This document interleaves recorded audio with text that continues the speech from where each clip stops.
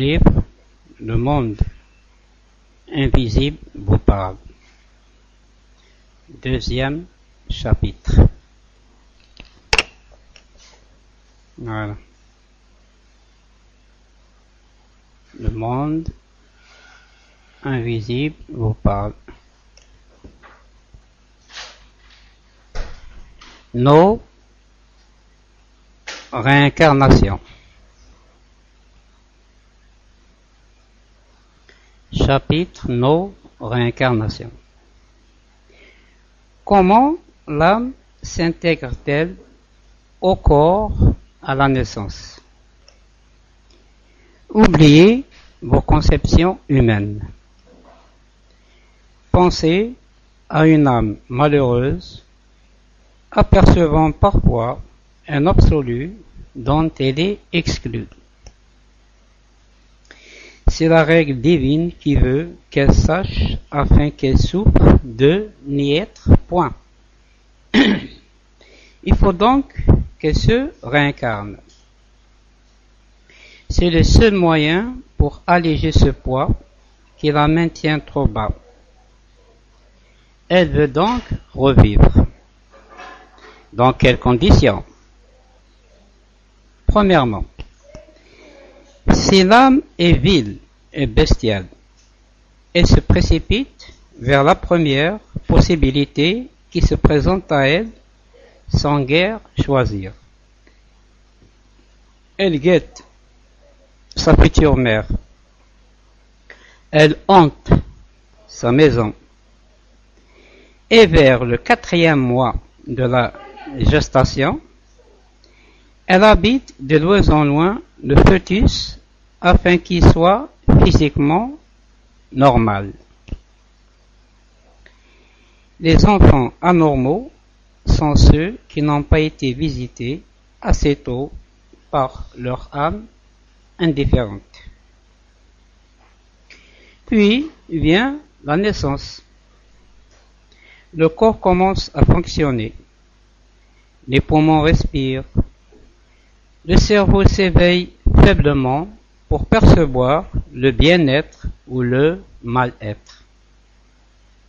Il faut que l'âme, pour cela, apporte son étincelle au cerveau, qui sans elle ne serait que chair inerte. Mais s'intégrer déjà à ce corps vagissant n'est pas pour la tenter encore. Pendant les longs sommeils, elle part dans l'espace.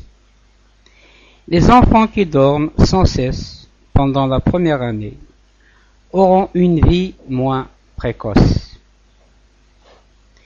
Après le 12e ou le 18e mois, ce terme étant facilement variable, l'âme ne se retire plus guère que les nuits.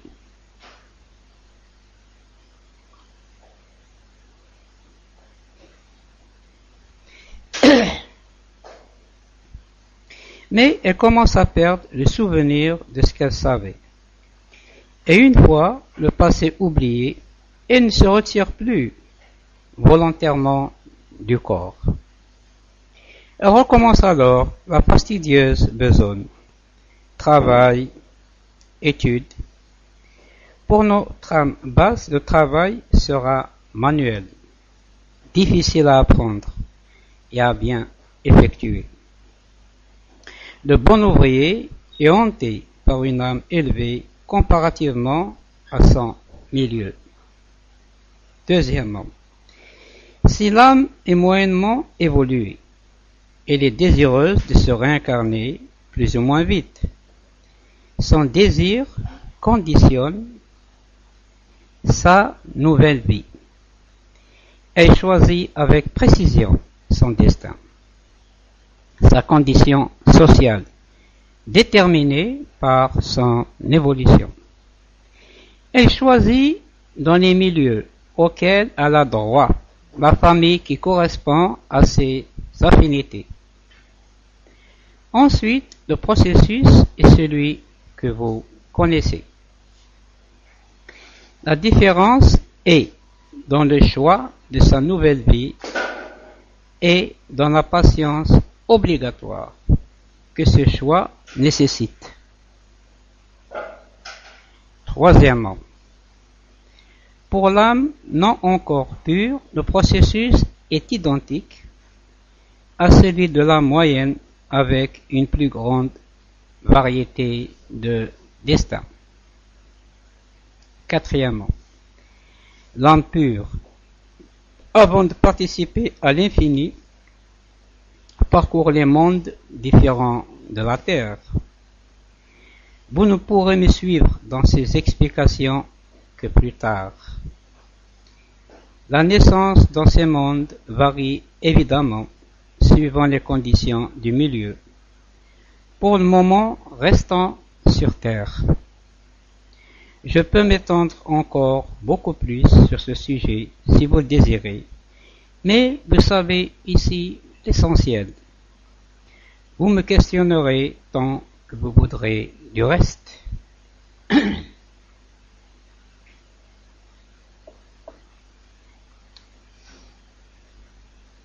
Pouvons-nous maintenant passer à la mort et la vie terrestre de l'âme? Qu'en faites-vous? Qu'en pensez-vous?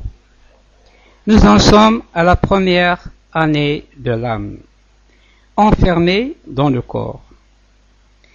Je vous ai dit que vers 18 mois, elle a oublié le passé. Jusqu'à 6 ans environ, elle a des réminiscences. Le sommeil lui ouvre parfois encore les merveilleuses portes. Jusqu'à 16 ans, le matériel compte seul. Puis, l'esprit prisonnier veut secouer ses joues charnelles et suivant le poids de la personnalité de chacun, ce sont soit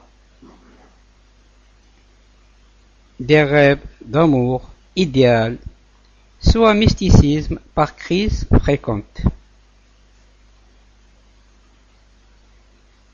Cette période peut englober environ 2 ans. Chez l'homme, trop vite, dégradé. Chez la femme, jusqu'à ce qu'elle fasse sa vie plus longtemps, donc. De là, les conversions religieuses, même chez certains hommes, vers la 20e année. La vie, une fois décidée, c'est la période où le corps et l'esprit trouvent tous deux leur part. Puis la souffrance arrive plus ou moins vite, selon l'usure du corps. C'est alors pour l'esprit le moment unique d'agir. On souffre, on réfléchit, et la lumière se montre à quelques-uns. Il y a ensuite la vieillesse, plus ou moins lucide, puis la mort. Depuis la dernière maladie, le corps est affaibli et l'âme veut le quitter. Elle doit sortir par le cerveau, qui redevient alors chair inanimée.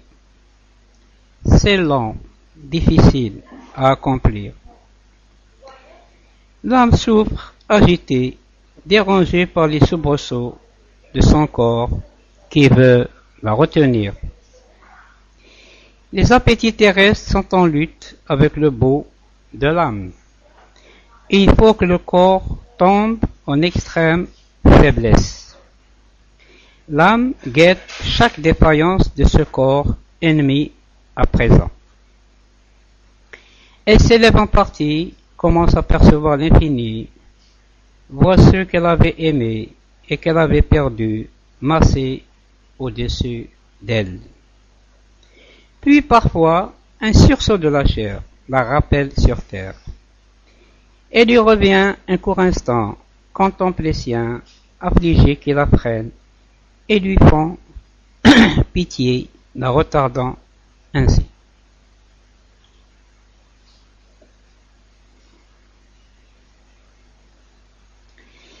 Mais cet infini la reprise, ses affections ne peuvent plus lutter contre cet absolu. Une véritable force l'aspire et alors lentement, religieusement, toute lutte finie, elle monte, elle rejoint les âmes qui l'attendaient, celles dont intimement elle gardait des souvenirs, et qui, dans la survie, avaient gardé sans souvenir. Son Père-Esprit monte en leur compagnie, et ses guides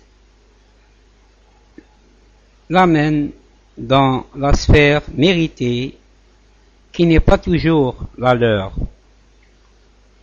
Ce devoir accompli, il faut parfois se quitter. Mais les moins heureux savent que les autres reviendront souvent vers eux, et c'est ce qui leur donne ce goût de l'ascension dont je vous ai parlé. Au cas de mort violente, il se produit un brusque arrêt des fonctions vitales. Le cerveau reste encore lucide pendant près d'un quart d'heure. L'âme tourbillonne affolée. Personne n'est au-dessus d'elle pour l'aider. Elle sait par instinct qu'elle doit s'en aller. La raideur se fait sentir aux abords du cerveau. Il faut partir. Elle s'élève donc. Sa densité la conduit, mais sans cette sérénité et ce réconfort qu'apporte la compagnie d'autres désincarnés. L'âme en reste troublée jusqu'à ce qu'elle réalise son état actuel. Lorsqu'elle appelle des âmes, aussitôt l'entoure et la familiarise peu à peu avec son nouveau milieu.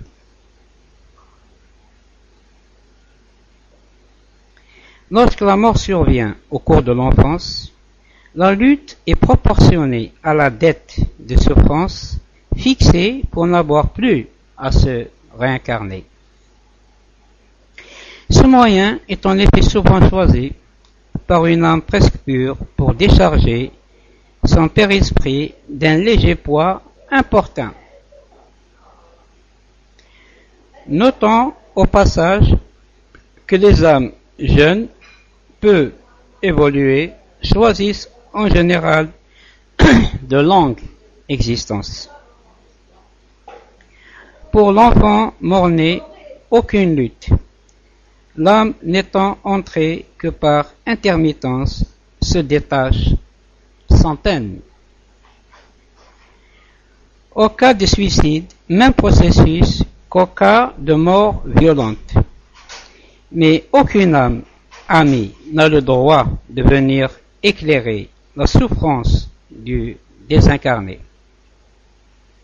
Noir absolu. Tel le jeu de loi. Il est au fond d'un puits, et cette rétrogradation ne finira que par une nouvelle réincarnation, au cours de laquelle il devra racheter cette faute terrible, car elle est contre nature.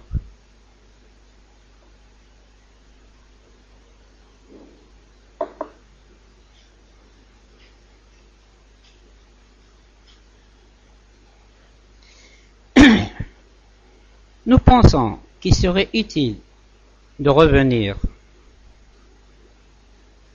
en le précisant si possible sur le processus d'incorporation du père-esprit lors de la naissance. Il convient de distinguer deux phases. La phase prénatale et la phase natale proprement dite. Premièrement, la phase prénatale. Cette phase débute, ainsi que je l'ai déjà dit, vers le 4e mois de la gestation. À partir de cette époque, l'âme va commencer à baigner de ces radiations magnétiques le fœtus en formation. De là, les premiers tressaillements que la mère commence à ressentir en son sein. Mais cette action de l'extérieur ne suffit pas. Il faut bientôt éduquer le système nerveux de l'embryon. À cet effet et par intermittence, le Père Esprit se trouve dans l'obligation d'amincir son champ magnétique en un long cordon fluidique qui pénètre par les fosses nasales ou la bouche de la mère et traversant son corps parvient au fœtus. L'anime l'oblige à essayer ses fonctions balbutiantes. Vous comprenez aisément que c'est là une tâche ingrate, rebutante même pour l'âme, dont le champ magnétique est gêné par celui personnel à la mère et qui doit exercer son action sur une chair semi-inerte au sein d'humeurs déplaisantes. De préférence, l'âme, en voie de réincarnation, choisit la nuit pour pénétrer dans le corps de la mère, car le sommeil de celle-ci permet un travail plus facile, plus efficace aussi. Deuxièmement, la phase natale, proprement dite. Le Père Esprit, qui est rentré fréquemment dans le fœtus lors des derniers délais de ses parents de la naissance, et le plus souvent dans le corps du nouveau-né lors de l'accouchement. Il anime alors des soubresauts qui aident la délivrance. Ce n'est pas obligatoire pour le Père Esprit, mais peu d'entre eux se dérobent à ce devoir. Si le petit corps n'est pas habité par son âme avant de voir le jour, dès la manifestation de la vie, son âme s'incarne en lui en pénétrant par le nez ou la bouche de l'enfant. Elle se glisse aussitôt tout le long de la double chaîne ganglionnaire du grand sympathique et tapisse ainsi depuis l'encéphale l'ensemble du système nerveux. Voilà formé le tout humain, pensant, agissant et réagissant. Même question en ce qui concerne la désincarnation du Père Esprit lors de la mort. À la mort, c'est-à-dire lorsque l'activité énergétique des cellules du corps a décru, puis s'est arrêtée, le Père Esprit doit se séparer de ce corps qui constitue maintenant pour lui un poids inutile, avilissant, et dont il a très vite horreur. Il lui faut partir sans plus tarder. L'opération de sortie va s'effectuer suivant un processus inverse de celui de la naissance. Il s'agit de détacher le champ magnétique de l'âme du système nerveux qui tapisse. Pour cela, le Père Esprit va remonter de bas en haut la double chaîne du grand sympathique, se dénouant successivement des différents plexus, se condensant de plus en plus dans l'encéphale, sa dernière retraite. De là, il s'amincit en un filament radiant qui commence à sortir de la tête, soit par les fosses nasales, soit par la bouche ou les oreilles, mais toujours par le haut du corps.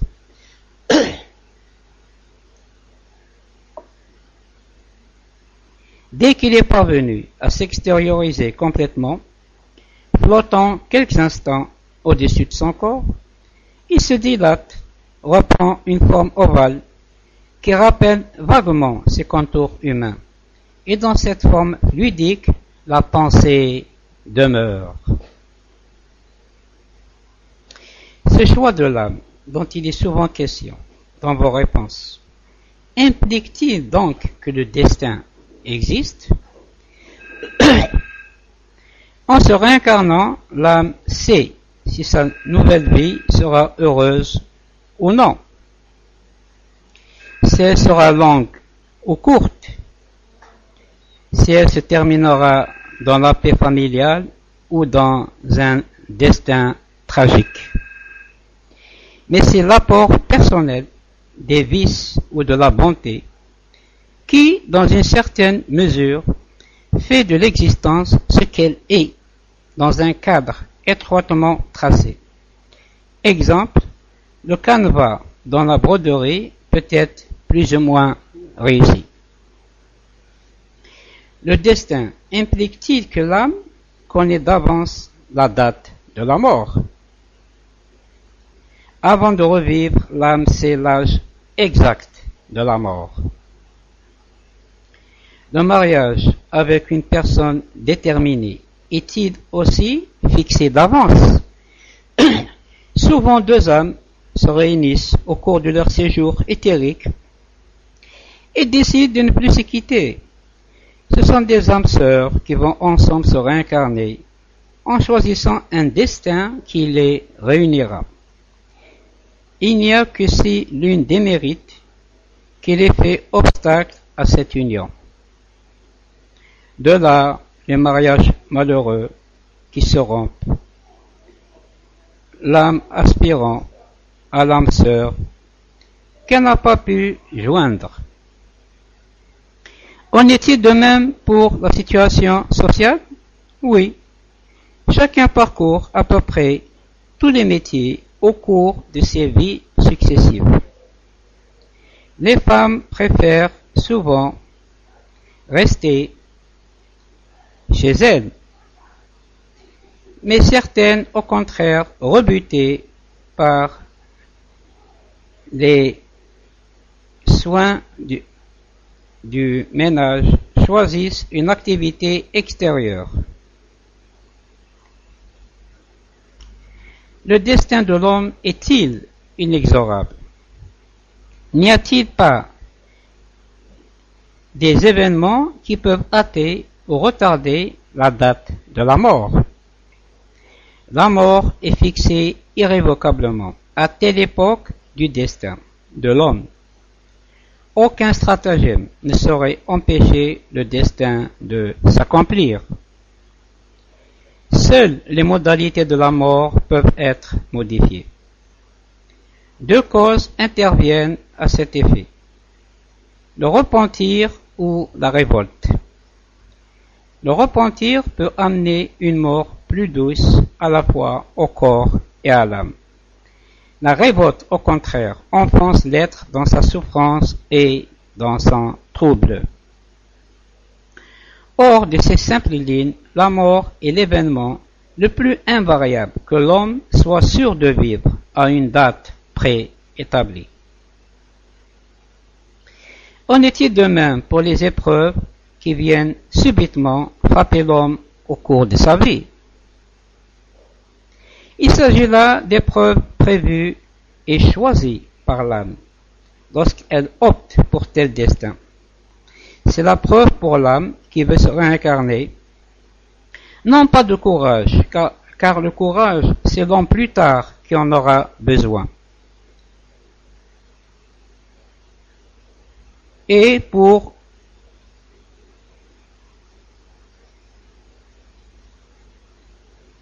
lors, l'âme ne s'inquiète que d'un rachat rapide, mais bien d'un désir de grandeur et de la conscience qu'elle a du bonheur de l'âme pure. La pureté, voilà le but chèrement poursuivi, et d'autant plus vite atteint que les épreuves choisies ont été nombreuses pour cette âme bien trempée, désireuse de quitter rapidement les si nombreux cercles des vies inférieures. L'âme désireuse de se réincarner choisit son destin. Mais la conformation de son corps physique est-elle laissée au hasard ou tout au moins à l'œuvre des pères et mères? Le Père Esprit choisit une existence. Dans ce choix, sa forme future a une grande importance. Pour que ce corps soit beau, un esprit vaniteux choisit une famille lui offrant en tant que ressemblance le maximum de chances de beauté. Celui qui veut souffrir et avancer vite choisit souvent un aspect moins harmonieux, qui l'exposera à la moquerie et au sarcasme. Cela fait partie du choix des épreuves à subir ou des épreuves à éviter. Nulle part de hasard. De hasard, je le nie. L'âme désireuse de se réincarner choisit son destin, mais la conformation de son corps physique est-elle laissée au hasard, ou tout au moins à l'œuvre des pères et mères? Le Père Esprit choisit une existence. Dans ce choix, sa forme future a une grande importance.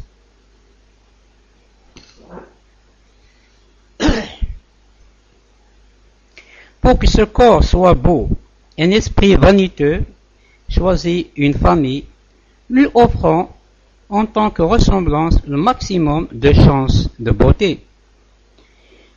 Celui qui veut souffrir et avancer vite choisit souvent un aspect moins harmonieux qui l'exposera à la moquerie et au sarcasme. Cela fait partie du choix des épreuves à subir ou des épreuves à éviter. Nulle part de hasard. Le hasard, je le nie. Comment expliquer en état de vos enseignements sur la réincarnation, la ressemblance morale de l'enfant et de ses parents? À chaque incarnation, l'âme est attirée vers la nouvelle vie qui correspond à ses caractéristiques. Elle choisit autant que possible un milieu en harmonie avec ses instincts, ses sentiments, et qui lui assure une analogie morale avec sa parenté future. Il est donc rare que la personnalité d'un enfant choque sa famille, mais cela arrive parfois. Quelle part reste-t-il donc dans ces conditions au concept de l'hérédité? J'ai dit que dans l'au-delà, l'entité qui doit se réincarner a le choix du destin à venir. Assurément, cette affirmation paraît à première vue inconciliable avec la théorie chère à beaucoup d'humains de l'hérédité toute puissante. Pour me faire admettre plus aisément, je vais prendre le phénomène à son origine. Voici une âme qui va bientôt se réincarner. Elle vient de s'y résoudre. Que fait-elle? Comment va-t-elle choisir son destin? Ici, je vois qu'il y a encore sur ce sujet des éléments nouveaux à vous fournir. Une âme qui va choisir sa vie future a le droit et le devoir de bien l'étudier au préalable. Elle commence par faire son choix sur la bande du futur, choix du milieu, des épreuves à subir, de la longueur de sa vie. Mais après ce choix théorique, elle a droit à la contre-épreuve. Elle va hanter le milieu choisi, et ce, dès le premier mois de la conception, sans habiter charnellement le fœtus, bien entendu, mais en assistant à la vie de ce qui peut devenir sa famille. Comment va-t-elle pouvoir bien connaître cette future famille? D'abord, en se transportant à la sphère astrale pour examiner le passé ancestral, et aussi le passé immédiat de ses éventuels parents.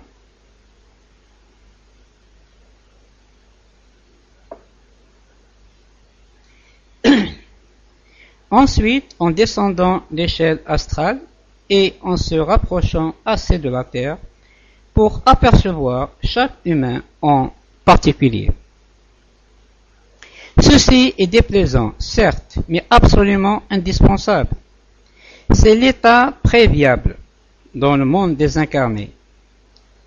Comme il nous est très pénible de redescendre dans les sphères basses et semi-matérielles, nous nous y faisons escorter par un esprit très pur qui nous aide à nous y habituer et s'engage à venir nous rechercher une quarantaine de jours plus tard, c'est-à-dire après un temps qui nous semble très long. Là, nous pouvons connaître de très près la vie et le tempérament de 3 ou 4 familles choisies par nous comme répondant à nos aspirations et à nos tendances. Je répète que c'est dès le début de la conception du fœtus, et je précise que ce n'est jamais après 3 mois de gestation. Donc, nous assistons à la vie de nos parents éventuels et nous étudions leurs habitudes, leurs sentiments, leur milieu. Si rien de grave ne nous déplaît, nous remontons alors aussitôt le choix fait sans attendre notre aide désincarnée. Sinon, nous poursuivons nos investigations en consacrant au moins une 8aine de jours à chaque famille, car c'est un minimum pour bien la connaître. Notre choix, enfin décidé, nous abandonnons à d'autres entités des choix conditionnels, 4 au plus, pour lesquels nous avions pris option. Après avoir ainsi fait le choix, premièrement, de son destin et de ses épreuves en consultant la bande du futur, deuxièmement, de son milieu en examinant la sphère astrale et en voyant vivre la future famille qu'il devra endurer ou aimer pendant des années. Notre Père Esprit va bientôt se réincarner. Dans son choix, il a donc fait entrer en considération divers éléments, épreuves à subir, milieu, et nous y voilà, affinité. Rien ne fait autant souffrir l'âme qu'une dissemblance trop accentuée de sentiments au sein d'une même famille. À moins d'avoir choisi un manque d'affinité comme épreuve quotidienne, ce qui est assez fréquent, on va donc s'efforcer d'obtenir un milieu homogène et harmonique. La ressemblance est ainsi déjà vive, avant même l'incarnation, entre les sentiments de l'âme et ceux de ses futurs parents. Il y a déjà entre eux des affinités, des goûts communs, une harmonie de sentiments. Avec l'incarnation et la naissance, se surajoute l'élément humain de la filiation. D'abord, la ressemblance physique transmise avec la vie, ensuite l'hérédité proprement dite, transmise avec les cellules et qui est, vous le comprenez maintenant, toute autre chose que la ressemblance morale. Elle consiste dans la transmission dans ce que nous pourrions appeler les instincts obscurs et individuels de la race. Leviers qui, à leur tour, produiront leurs conséquences morales multiples Et ce sont les chromosomes de la cellule qui sont chargés de les véhiculer. Chez l'alcoolique et en général les tarés, l'altération des chromosomes est transmise au fœtus. De même, chez les animaux, un changement de vie, de milieu entraîne une modification de l'espèce, car il se produit à la longue une modification des chromosomes.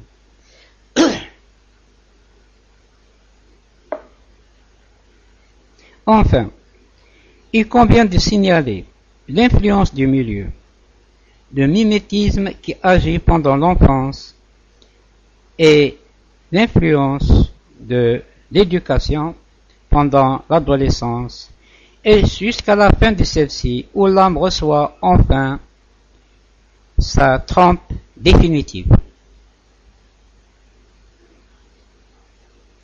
Après avoir ainsi désarticulé le phénomène, vous pouvez mieux maintenant comprendre l'infime part de l'hérédité telle que vous la concevez. L'âme humaine passe-t-elle par toutes les nuances au cours de ses réincarnations? Oui, tout être est d'abord noir, puis de race jaune, pour finir dans la race blanche plus évoluée. Il en est de même de toutes les religions et croyances. Vous voyez le ridicule des préjugés de couleur et autres, et combien les hommes sont frères. Ne peut-il y avoir compétition entre deux ou plusieurs âmes pour le choix du fœtus où se réincarner? Les âmes sont très nombreuses, mais la compétition n'existe pas. Ce serait bien mal commencer à revivre que de se disputer à la porte d'entrée. Aussi votre question est-elle malvenue? Pourquoi le suicide est-il défendu et quelle en est la punition? Le suicide provient du libre arbitre humain. Il rompt brusquement la destinée humaine, plongeant celui qui le commet dans une grande épreuve. Pour se réincarner, l'âme avait choisi un destin. Elle devait le subir, il n'avait pas le droit de l'abréger. La première conséquence, et elle est lourde, c'est que le Père Esprit, en présence, brusquement de son corps rédit, l'esprit humain ayant pour décider la mort imposé silence à son âme, à sa conscience, ce Père Esprit n'arrive pas à concevoir le pourquoi de cette mort, ne comprend pas, cherche en vain une lueur secourable qui éclaire sa route et ne trouve rien car tout est ténèbres et aucun désincarné ne peut venir l'aider. Donc, révolte de l'âme, effroi, incompréhension de la mort, combat entre les instincts de vie, instinct terrestre mal abandonné et désir de clarté. Ce combat engendre le tourment. Ce tourment appelle les forces maléfiques, et dans cette grande tempête de l'âme, c'est la descente dans le puits noir. Comment s'explique le fait que l'âme ne puisse se souvenir durant sa vie terrestre de ses existences antérieures? Nous touchons là le domaine de la psychologie. Il existe un moi conscient, c'est l'ego de votre vie actuelle, et un moi subconscient, qui est le héros de vos vies successives et qui lui est impérissable. C'est le moi conscient qui est le maître des circonvolutions cérébrales et régit le comportement de l'individu en temps normal. Il a à sa disposition la mémoire cérébrale qui n'enregistre bien entendu que les souvenirs de votre vie présente. Le moi subconscient a à sa disposition une autre mémoire, la mémoire psychique, c'est-à-dire la mémoire proprement dite de l'âme. Cette seconde mémoire recèle la connaissance de l'au-delà, aussi bien que les souvenirs des nombreux avatars du passé. Le moi conscient n'a pas accès à la mémoire psychique, pas plus que le subconscient n'a accès à la mémoire cérébrale, du fait que les centres cérébraux échappent complètement à son emprise. Le moi conscient ne peut donc faire jouer les déclics de la mémoire psychique. Le moi subconscient ne peut rien faire enregistrer par la mémoire cérébrale. Le souvenir des vies antérieures échappe donc complètement au moi conscient, et tout est bien ainsi. Imaginez-vous le désordre de votre vie. Si tous les souvenirs de vos vies antérieures venaient vous harceler et brouiller vos connaissances actuelles, vous seriez également en possession de votre futur, puisque la mémoire de l'âme a enregistré son destin humain, du seul fait qu'il a fallu à l'âme choisir un destin pour se réincarner. Pourriez-vous vivre si connaissant par avance vos épreuves, l'inanité de la plupart de vos efforts et la date inexorable de votre mort? Enfin, quelle part resterait-il dans ces conditions au libre arbitre? Dès que l'être s'éveille à la vie charnelle, commence un crépuscule qui, à ses yeux abusés, lui paraît être une aube. Alors, le vrai soleil divin le fuit, se résorbe. Aussitôt désincarné, l'âme traverse l'astral, voit, comprend, se souvient, et son acquis ancien, tel un limon fertile, le baigne et l'inonde. Les enfants prodiges ne seraient-ils pas ceux qui gardent dans leur nouvelle existence l'acquis des vies antérieures? Les enfants prodiges ont une âme très vieille, parvenue vers la fin de son cycle, et qui a de ce fait la possibilité d'assurer la prédominance de la mémoire psychique sur la mémoire cérébrale. Mais ce phénomène de priorité ne se traduit par un don exceptionnel que si l'âme s'est adonnée au même art, la musique par exemple, au cours de plusieurs vies antérieures. L'empreinte est alors suffisamment forte pour permettre la manifestation d'un génie particulier qui va généralement en s'effaçant lorsque l'enfant parvient à l'âge adulte. Le corps prend alors des droits plus exigeants, plus nombreux, et l'âme recule dans son domaine secret. Il arrive parfois que l'on a subitement l'impression du déjà-vu devant un site pourtant nouveau ou un monument que l'on visite pour la première fois. Ce phénomène a été souvent constaté plutôt. Comment s'explique-t-il? Faut-il y voir la réminiscence d'une vie antérieure, dérogation exceptionnelle à la loi de l'oubli, ou est-ce le résultat d'un phénomène de prémonition, l'âme ayant précédemment considéré son destin? Prémonition, jamais. Si l'âme regardait son destin, ce seraient des faits et non des choses dont elle se souviendrait par la suite. Et en tout cas, il faudrait, pour qu'elle se les rappelât, que ces choses fussent très importantes. Ainsi, une maison personnelle ou un décor très particulier. Or, dans le phénomène qui nous occupe, ce ne sont pas les événements importants qui sont en jeu. C'est le cadre d'une ville, un paysage, le détour d'une rue, souvent même un humble champ ou un simple chemin. Ce phénomène se rattache à l'obscur souvenir que l'âme garde de ses vies passées.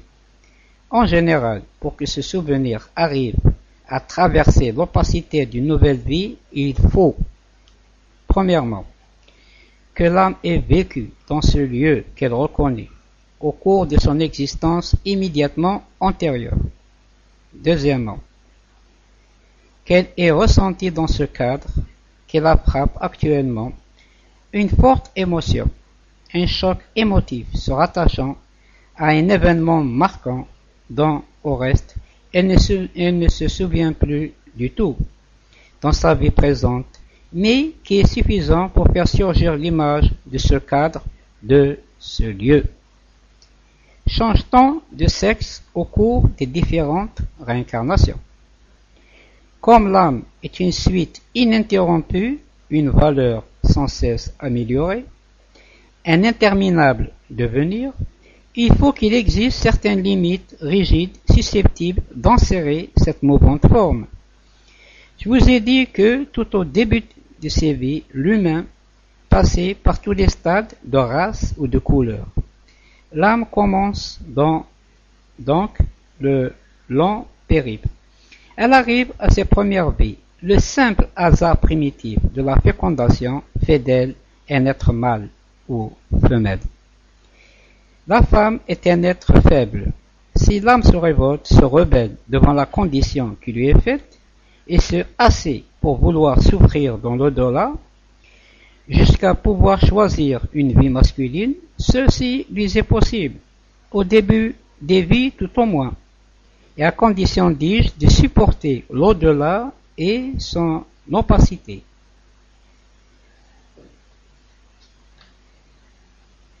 Donc, d'être assez fort pour mater le désir de revivre si puissant chez le primitif.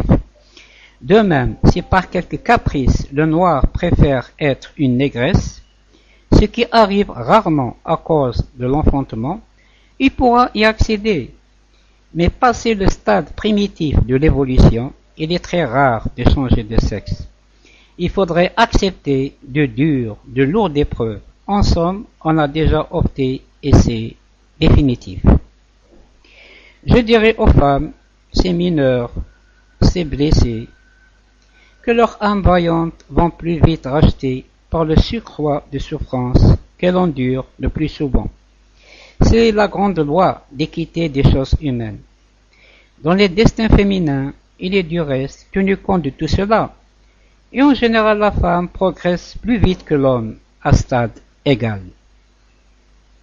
En conclusion, une fois choisi, le sexe est conservé pour tout le cycle humain.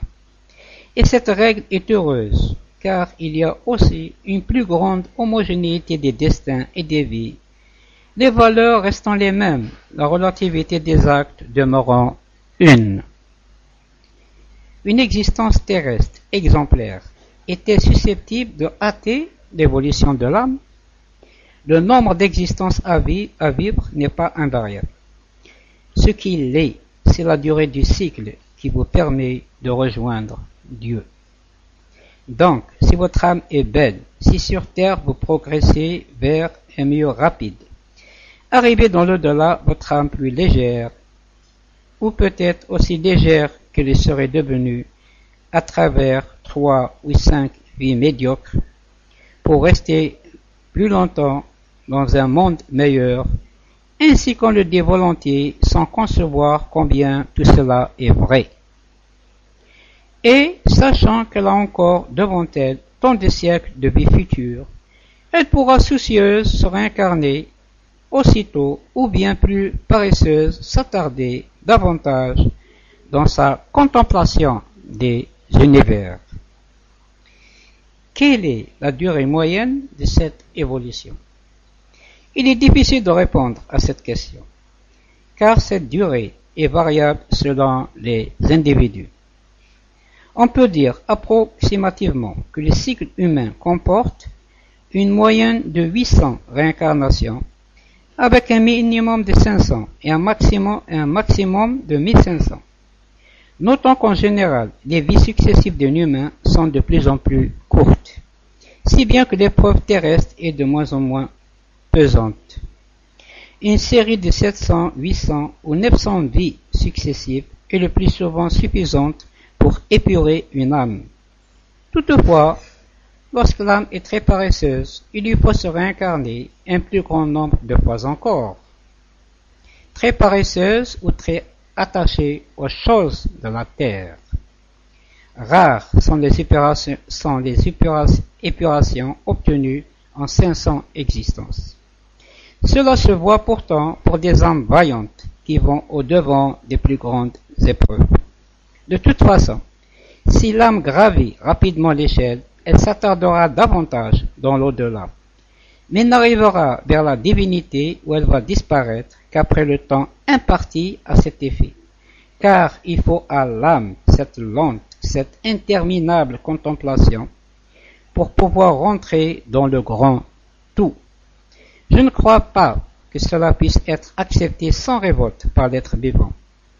Le désincarné, au contraire, conçoit la beauté de cette lenteur.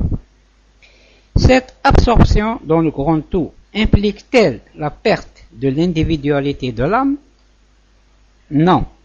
L'âme est alors divine, mais vit de sa vie astrale propre. Elle a le pouvoir divin. Intégrée au foyer grandiose, elle s'en détache aussi souvent qu'une mission la sollicite ou qu'elle désire parcourir les espaces. Sans périple achevé, elle rentre dans la grande cellule de Dieu, du tout, où elle recherche son potentiel. Mais comprenez-moi bien, cette âme pure et aussi noble, aussi radieuse, aussi vibrante de beauté, qu'il est divinement possible de l'être. Rien ne peut donc plus la distinguer des autres âmes, pures, qui ont toutes les mêmes tendances, les mêmes désirs. C'est ce niveau représentant la pureté. Après ces réincarnations sur Terre, l'âme n'est donc pas obligée de se réincarner sur d'autres planètes pour parfaire son évolution. Non, mais vous pourrez visiter durant votre séjour astral d'autres planètes de votre choix. Il s'agit là du reste d'un agréable passe-temps pour les désincarnés et non d'un moyen d'évolution. Fin du deuxième chapitre du livre Le monde invisible vous parle. Voilà.